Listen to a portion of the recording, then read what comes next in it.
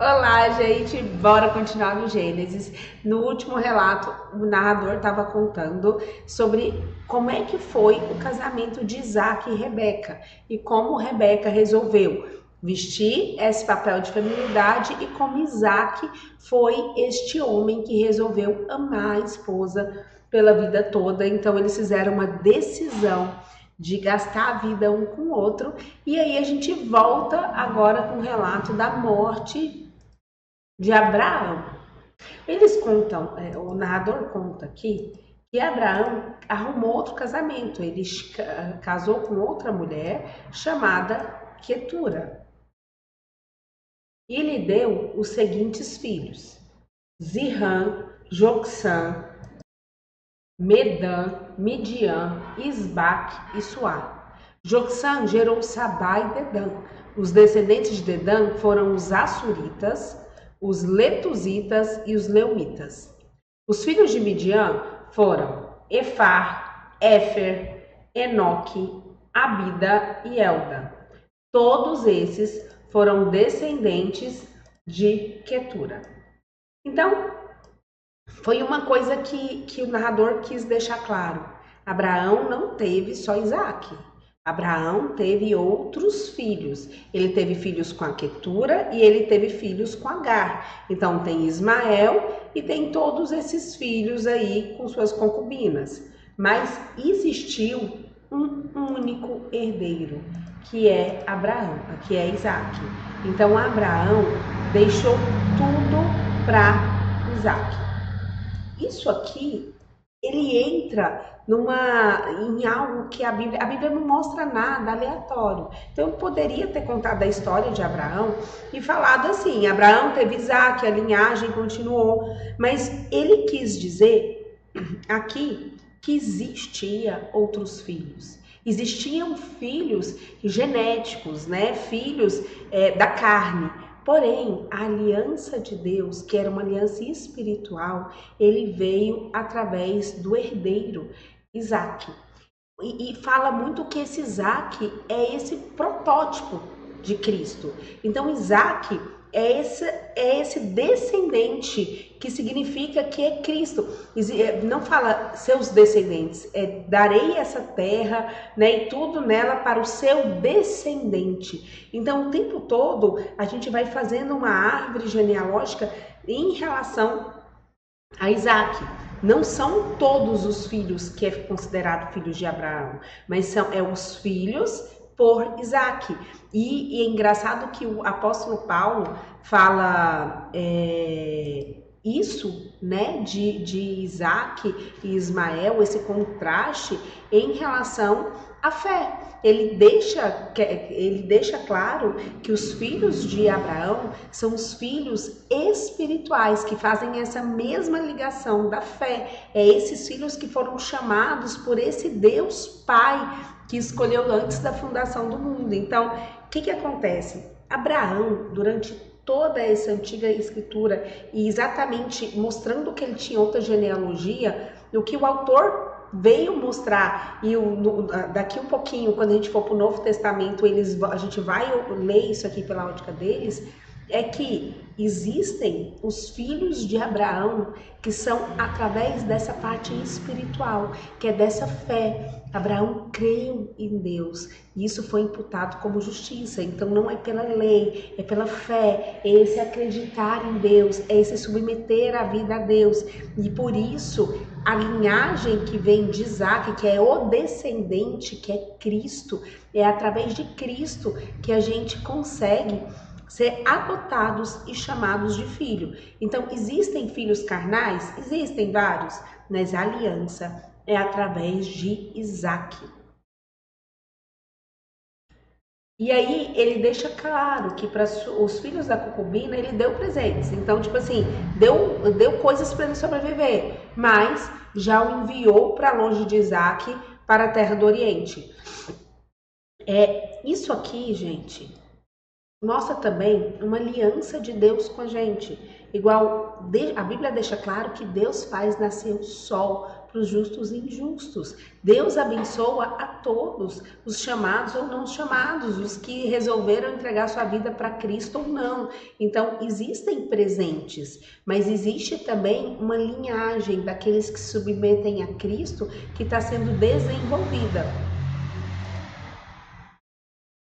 E Abraão viveu 175 anos e morreu em boa velhice, em idade bem avançada, e foi reunido aos seus antepassados.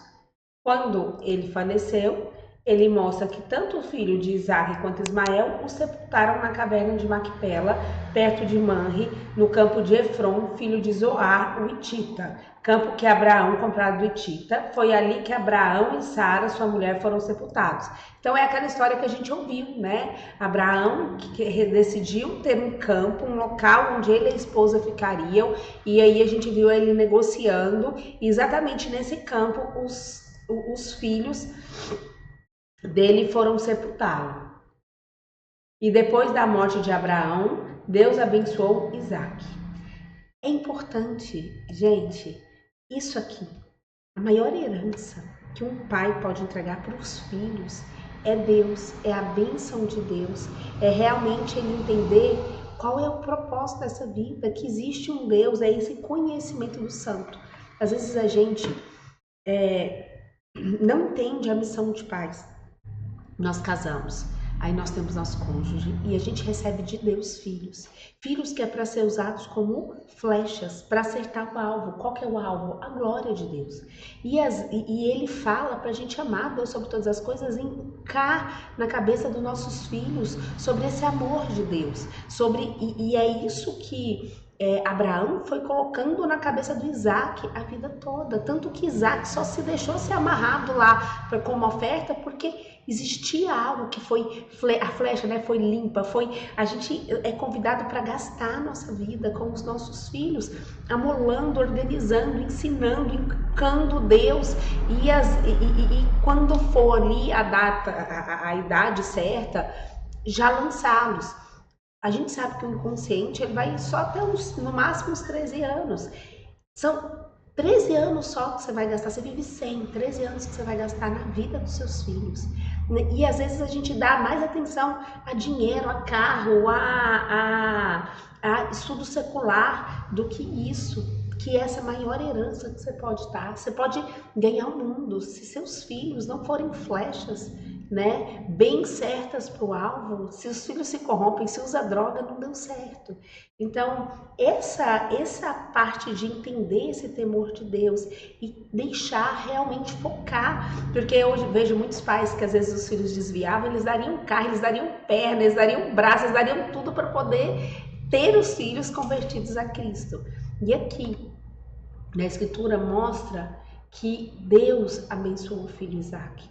Então, se quer realmente dar algo para o seu filho, que é algo que é mais importante de tudo, dê a ele o conhecimento de Deus, dê a ele fé, mostre para ele a história da Bíblia. Isso é o que você tem de mais precioso para entregar, porque é Deus que cuida, né? E aí a gente vê um relato de filhos de Ismael. E aí fala que este é o registro da descendência dos filhos de Ismael, que é o filho que Abraão deu para Agar, aquela serva egípcia da Sara deu para ele. Então, Agar e Abraão tiveram um filho chamado Ismael. E Deus tinha feito promessas para Ismael. Tinha falado que ia ser poderosa a descendência dele, que ia ter reis na descendência dele, foi mostrar que eles e a descendência não ia brigar todo mundo ao redor, né? Que ele não ia deixar ninguém montar nele, que era uma das coisas da Agar. A Agar não gostava de ser serva, ela queria que o filho fosse, né, forte, violento, e Deus falou, ó, ele vai viver em conflito com todo mundo, ele não vai deixar ninguém colocar jugo nele, vai ser numeroso. E aqui o narrador, ele faz uma questão de entrar e mostrar que Deus cumpre as promessas. Então ele fala aqui, ó, são estes os nomes dos filhos de Ismael listados por ordem de nascimento: Nebaiote, o filho mais velho de Ismael, Quedar, Abidel, Mibizão, Mismá, Dumá, Massá, Hadad, Temá, Getur, Nafis e Quedimá. Esses foram os 12 filhos de Ismael. A gente não vai ter as 12 tribos Sempre quando você vai ler a Bíblia, você tem que entender essa parte da numerologia. Os números é algo muito importante para os judeus. Então, 12, você vai ver que nós temos 12 meses, né? Você vai ver que você tem 12 tribos de Israel, você vai ver que tem 12 discípulos, você vai ver que tem 12 é um sinal de completude, né? Então, tudo que você vai ver são 12 pedras, 12, então, eles vão falar assim, muito número 12. Esses 12 filhos de Ismael, diz que a linhagem de Ismael é completa. Deus deu 12, né, ali para a linhagem de Isaac, através de Jacó, Deus deu 12 também, uma completude para Ismael, como a graça que ele tinha falado. E eles se tornaram líderes das suas tribos. Lembra que ia ter reis e acampamentos receberam os seus nomes. Então Deus cumpriu aquela promessa. Ismael viveu 137 anos, morreu e foi reunido aos seus antepassados. Seus descendentes se estabeleceram na região de Avilá e Sur, próxima à fronteira do Egito, na direção de quem vai para Assur, e viveram em hostilidade contra todos seus irmãos. Então, a gente teve Ismael, teve a promessa. Essa hostilidade, ele confirma o que Deus diz em 16:12, que foi o que Deus disse que ia acontecer. E é importante entender que os irmãos de Ismael não eram só Isaac. O irmão de Ismael era todos esses filhos de Quetura. Então, Moisés estava contando as linhagens daquele povo que estava ao redor. E ele falou, Abraão teve a gente, que é o filho da promessa, teve os outros filhos. E um dos filhos é Ismael, que foi filho de Agar, que foi esse primeiro filho de Abraão. Esse primeiro filho de Abraão foi tão abençoado quanto a gente, ele teve a sua completude e eles viveram em hostilidade. Ali, tudo era deles, ele não fez amizade com nenhum dos outros irmãos. Então, é a história de Ismael mostrando que Deus cumpre todas as promessas. Às vezes, quando a gente vai ler a Bíblia, a gente lê com essa visão humanista, que a gente quer saber o que aconteceu em relação ao homem. E, na verdade, a Bíblia é uma narrativa, ela tem livros poéticos, ela tem livros de sabedoria, ela tem várias formas de escritas diferentes, né? Ela tem os livros históricos, temos os Novos Testamentos, temos cartas, mas temos a história estilo Apocalipse, mas ela conta uma única história, que não é a nossa história, é a história de como Deus se revela. Então, mais importante do que entender isso que aconteceu com Ismael é como Deus se revela. Deus revela-se justo, o que ele fala, ele cumpre. Deus revela soberano. Quem decidiu Isaac para ser a linhagem foi ele, não foi nada que Isaac fez. Deus se revela bom, ele mantém as misericórdias e as bondades e a graça dele para todos os filhos. Então, do tipo assim, a graça dele de sol é para todos. Então, Deus revela através da Bíblia. E essa história de Ismael, ela tem mais a ver como Deus se revela fiel e justo do que qualquer outra coisa. Então, toda a Bíblia é uma revelação de quem Deus é.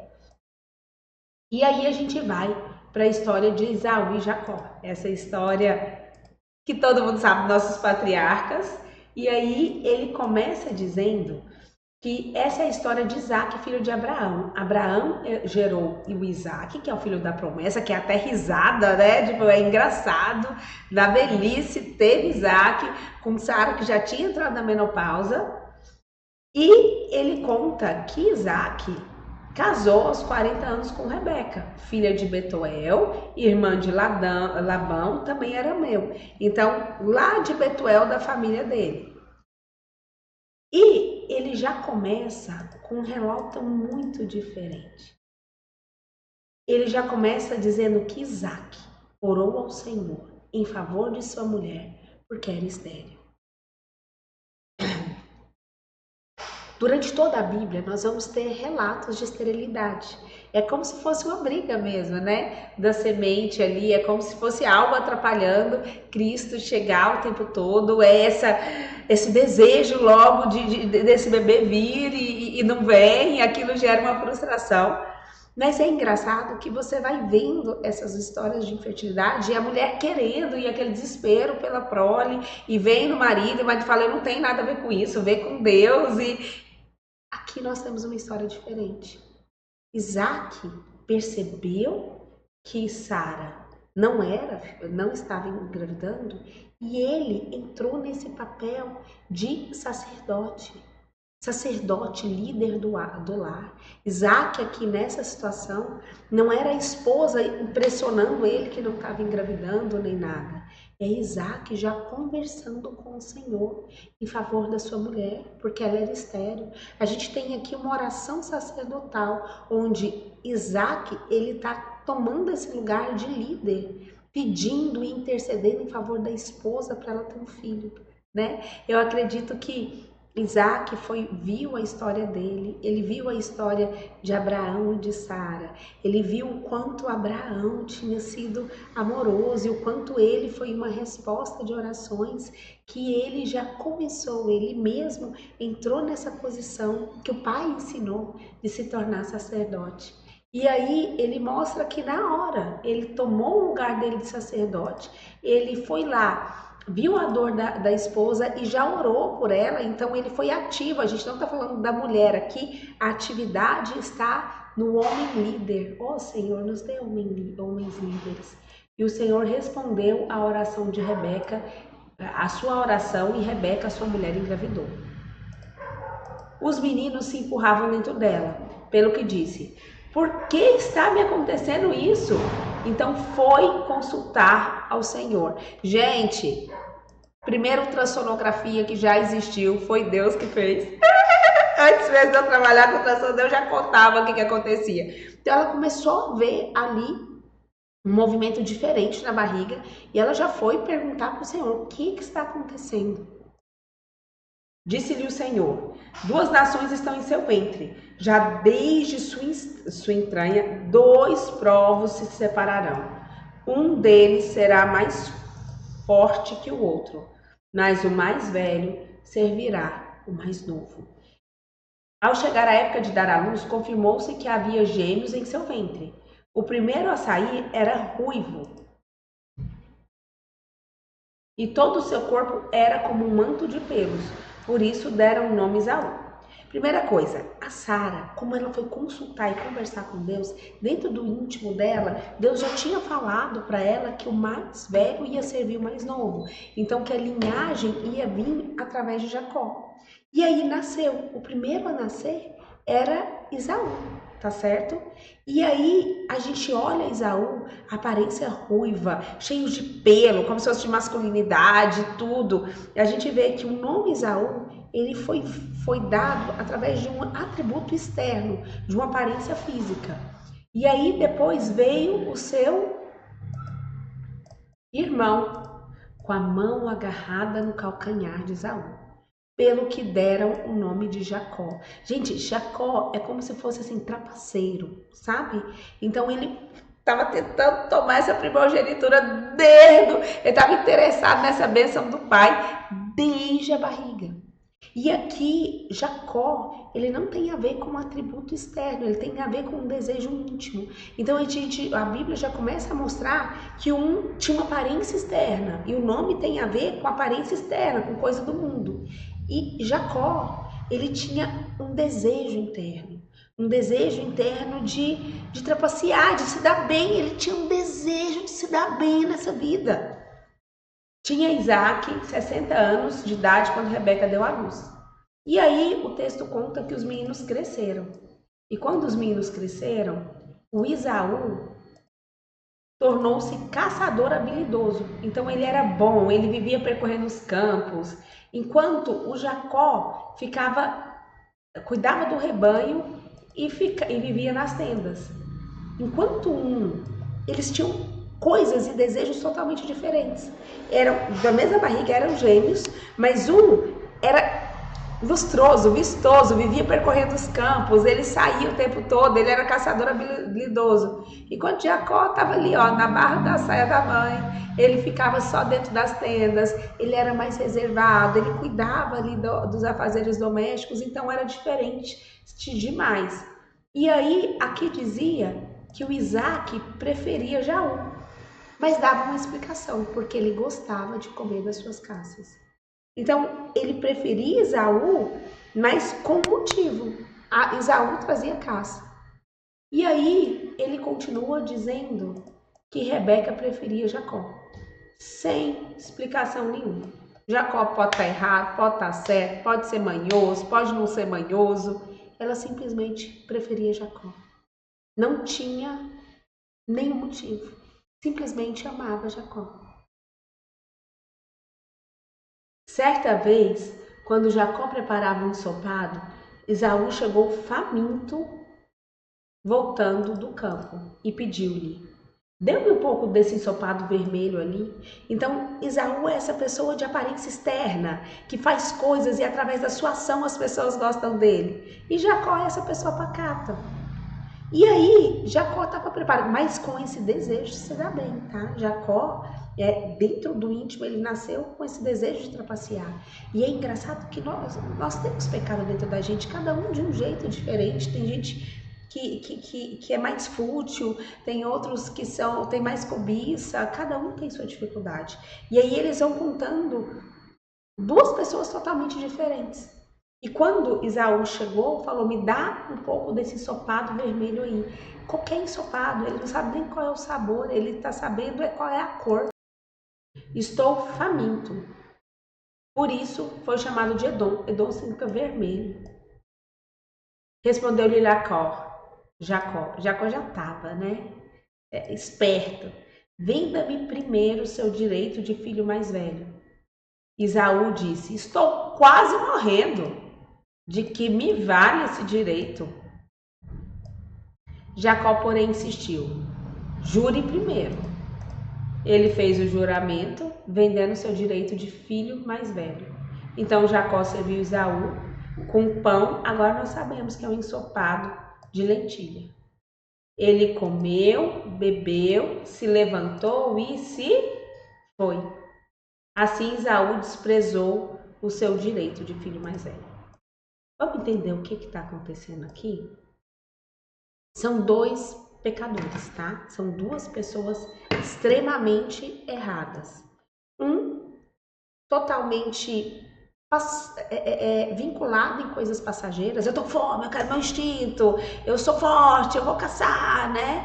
E o outro com um desejo muito grande de uma bênção que não era dele até que ele saiba. Por mais que a mãe deve ter ido contando, eu fico imaginando naquele local, fico imaginando falta de integridade no lar, né? Um pai preferiu um, a mãe preferiu outro. Eu fico imaginando que esse casal não estava tão unido na educação, em vez de fortalecer a união dos irmãos, eles ficavam cada um escolhendo um e colocando atributos. Mas o que aconteceu aqui é basicamente o seguinte: existia uma promessa que Abraão veio para Isaac, que é a promessa dessa restauração de todas as coisas. O mundo seria restaurado através de uma semente, e essa semente viria de alguém, tá certo? E existia um desejo dessa bênção de Deus. Imagina você ser filho de Isaac, essa pessoa que é uma pré-figura de quem é Cristo.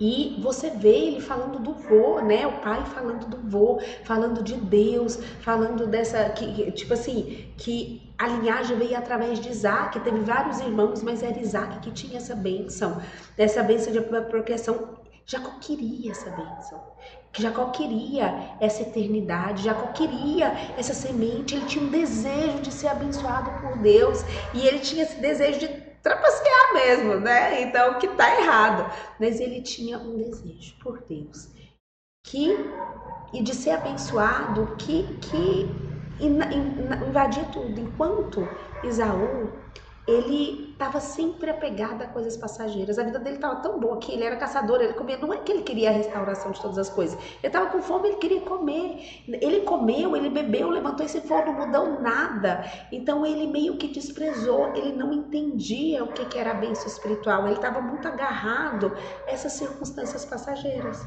É como se o Esaú tivesse tão preocupado em ganhar dinheiro, em arrumar uma terra, em não sei o que, em ser bem falado, em ter ter vanglória em comer algo, né? Que ele não estava tão preocupado com o que Deus acha, quem é Deus ao redor disso tudo.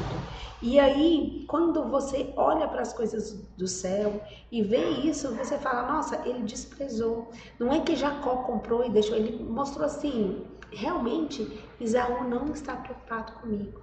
Às vezes a gente olha isso e a gente começa a pensar assim, às vezes um marido e uma esposa, ele trai porque ele acha que ele vai ser feliz ali traindo, mas ele não percebe que existe uma bênção maior da eternidade, que isso tira ele da posição de sacerdote, que uma coisa imediata e circunstancial e passageira vai tirar ele de uma posição de bênçãos espirituais. Quando no Novo Testamento a gente fala que a gente tem toda sorte, né, de bênçãos espirituais, a gente é herdeiro dessa sensação de paz, de amor, de alegria, de mansidão. Gente, bênçãos de Deus é a coisa mais importante que nós podemos ter, mas você não precisa passar perna em ninguém, é só se sujeitar. O que Jacó queria era essa bênção que ele vinha Isaac e vinha Abraão, e que ele sabia que o pai ia passar para o Isaú, porque o Isaú tinha aparência externa de ser essa pessoa que vai receber essa bênção. Mas o que tanto Isaac quanto Isaú não contava é que Deus vê o coração. Então, a gente tem que ter muito temor de Deus de trocar a eternidade por circunstâncias passageiras. Ele não sabia qual era o sabor do prato. Ele não sabia nem de que era feito, ele sabia só que era vermelho. Ele comeu, bebeu, levantou e saiu, não mudou nada na vida dele. E fazendo isso, ele estava desprezando o seu direito de filho mais velho. Oh Senhor, vamos terminar orando. Meu Senhor, que essa história nos gere temor no nosso coração. Senhor, abra nossos olhos para entender a sua eternidade, abra nossos olhos para entender o que é importante na nossa vida, abra nossos olhos para entender a Bíblia, a sua palavra. Senhor, que a gente não despreze a nossa ligação com Cristo, a nossa posição de sacerdote, que a gente não despreze por nada de circunstâncias passageiras, nos ajude a nos manter reto e íntegros nos seus caminhos, tire qualquer coisa que nos roube do Senhor. Senhor Deus, em nome de Jesus, nós nos colocamos nos seus pés, sabendo que o Senhor é bom e misericordioso. Amém, amém.